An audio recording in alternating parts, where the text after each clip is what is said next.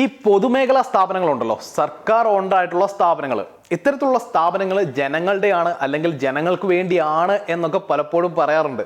പക്ഷേ ഇതിന് ലാഭമുണ്ടായി കഴിഞ്ഞാൽ അത് ജനങ്ങൾക്ക് വേണ്ടി തന്നെയാണ് തീർച്ചയായിട്ടും. നഷ്ടമാണെങ്കിലോ അത് ജനങ്ങൾ സഹിക്കുക തന്നെ വേണം. ഇപ്പോൾ കേരളത്തിലെ പൊതുമേഖലാ സ്ഥാപനങ്ങളുടെ ഒരു കണക്ക് നമുക്ക് എടുത്തു നോക്കാം. ഏകദേശം 131 പൊതുമേഖലാ സ്ഥാപനങ്ങളാണ് കേരളത്തിലുള്ളത്.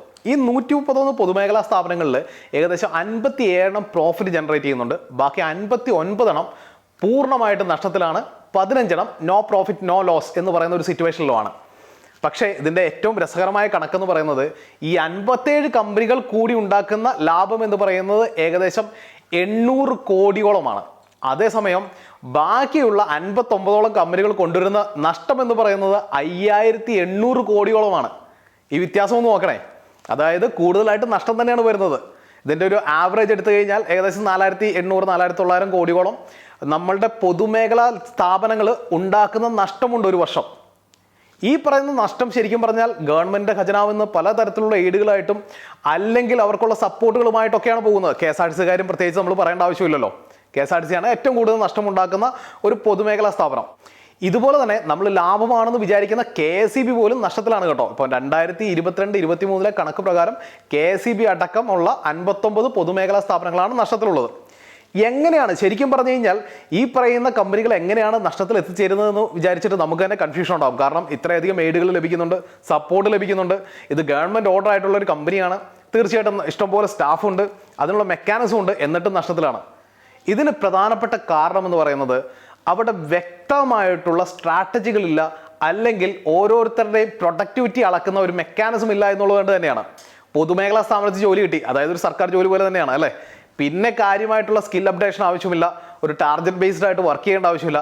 അപ്പോൾ ഓട്ടോമാറ്റിക്കായിട്ട് ഇവരുടെ എല്ലാം പ്രൊഡക്ടിവിറ്റി കുറയും, ലാഭത്തിലും അതിൻ്റെ സെയിൽസിലും ഒക്കെ കുറവുണ്ടാകാനുള്ള സാധ്യതയുണ്ട്. നമ്മുടെ പൊതുമേഖലാ സ്ഥാപനങ്ങളിൽ മാത്രമല്ല, നമ്മളുടെ നാട്ടിലുള്ള ഏത് ബിസിനസ്സിലും സംഭവിക്കാൻ സാധ്യതയുള്ള ഒരു കാര്യമാണ്. നമ്മളുടെ ടീമിൻ്റെ ക്വാളിറ്റി അപ്ഗ്രേഡ് ചെയ്തില്ലെങ്കിൽ, അതുപോലെ തന്നെ വ്യക്തമായിട്ടുള്ള ടാർഗറ്റിനെ ബേസ് ചെയ്തിട്ട് അത് അച്ചീവ് ചെയ്യാനായിട്ടുള്ള വ്യക്തമായിട്ടുള്ള സ്ട്രാറ്റജികൾ ഡെവലപ്പ് ചെയ്തുകൊണ്ട് മുന്നോട്ട് പോയിട്ടില്ലെങ്കിൽ ഉറപ്പായിട്ടും നമ്മളുടെ കമ്പനികളൊക്കെ ലോസിലായിരിക്കും. ഈ പറയുന്ന പൊതുമേഖലാ സ്ഥാപനങ്ങളോട് ചേർത്ത് നിർത്താൻ പറ്റുന്ന മറ്റൊരു മോഡലുണ്ട്, PPP എന്ന് പറയും. അതായത് പബ്ലിക് പ്രൈവറ്റ് പാർട്ണർഷിപ്പ്. നമ്മുടെ സിയാൽ, അതായത് കൊച്ചിയിലെ ഇൻ്റർനാഷണൽ എയർപോർട്ട് പോലെയുള്ള സിയാലിൻ്റെ മോഡലിൽ വർക്ക് ചെയ്യുന്ന കുറേയധികം ഫേമുകളുണ്ട്. അത്തരത്തിലുള്ള സ്ഥാപനങ്ങൾ മിക്കതും നല്ല ലാഭത്തിലുമാണ്. അതിന് പ്രധാനപ്പെട്ട കാരണം എന്ന് പറയുന്നത് ഈ പറയുന്ന പ്രൈവറ്റ് പാർട്ടീസിനെ സംബന്ധിച്ച് അല്ലെങ്കിൽ പ്രൈവറ്റ് ബിസിനസ്സുകളെ സംബന്ധിച്ച് അവർക്ക് പ്രോഫിറ്റബിലിറ്റി എപ്പോഴും ഒരു കൺസേൺ തന്നെയാണ്. അവരുടെ സെയിൽസ് കൺസേൺ ആണ്, പ്രോഫിറ്റബിലിറ്റി കൺസേൺ ആണ്. അതുകൊണ്ട് തന്നെ ഇത്തരത്തിലുള്ള വ്യക്തമായിട്ടുള്ള സ്ട്രാറ്റജീസും വ്യക്തമായിട്ടുള്ള പ്ലാനിങ്ങും ഇംപ്ലിമെൻറ്റേഷനും ഒക്കെ അവിടെ കൃത്യമായിട്ട് നടക്കുന്നുണ്ട്. അപ്പോൾ അതുകൊണ്ട് തന്നെ നമ്മളുടെ ഈ പറയുന്ന പൊതുമേഖലാ സ്ഥാപനങ്ങളെ ഒരു PPP മോഡലിലേക്ക് കൺവേർട്ട് ചെയ്യാൻ സാധിച്ചിട്ടുണ്ടെങ്കിൽ ഉറപ്പായിട്ടും ഇതൊക്കെ പ്രോഫിറ്റബിൾ ആകാനായിട്ടുള്ള സാധ്യത കൂടുതലാണ്.